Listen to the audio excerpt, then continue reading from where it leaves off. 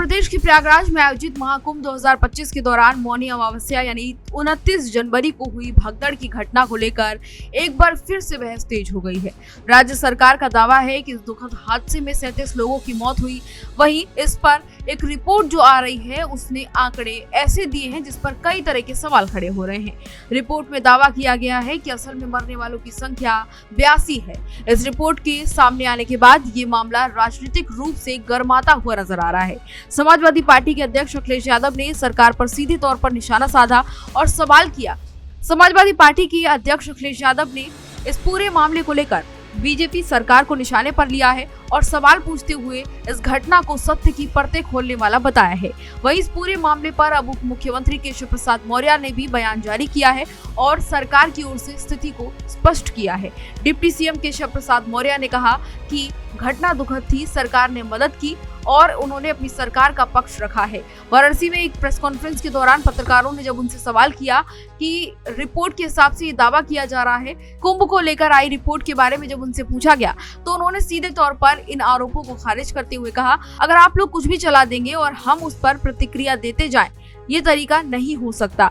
ये सच है कि मौनी अमावस्या के दिन एक दुर्भाग्यपूर्ण घटना हुई थी, लेकिन सरकार ने हर प्रभावित परिवार को पूरी सहायता की है। इसके साथ ही उन्होंने ये भी कहा कि इस प्रकार की घटनाओं से सभी को दुख होता है और सरकार की ओर से भी पहले भी संवेदनाएं प्रकट की गई।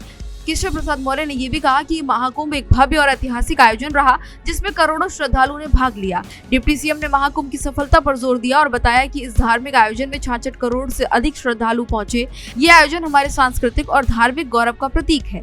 इस दौरान एक हादसा जरूर हुआ, लेकिन इससे सरकार की नीयत और व्यवस्थाओं पर सवाल खड़े करना उचित नहीं है।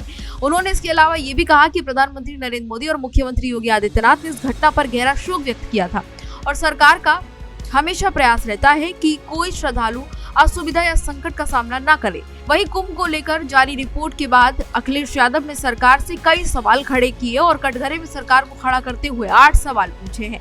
अखिलेश यादव ने ये कहा कि रिपोर्ट कोई अंत नहीं बल्कि उन सभी सच्चाइयों की शुरुआत है जो महाकुंभ में हुई मौतों और उससे जुड़ी वित्तीय मामलों से जुड़ी हुई है। अखिलेश यादव ने आरोप लगाया कि राज्य सरकार मौतों का असल आंकड़ा छिपा रही है और पीड़ित परिवारों को न्याय नहीं मिल पा रहा है। उन्होंने ये भी कहा कि जब तक सत्य सामने आता है तब झूठ की परतें स्वतः ही खुलने लगती हैं।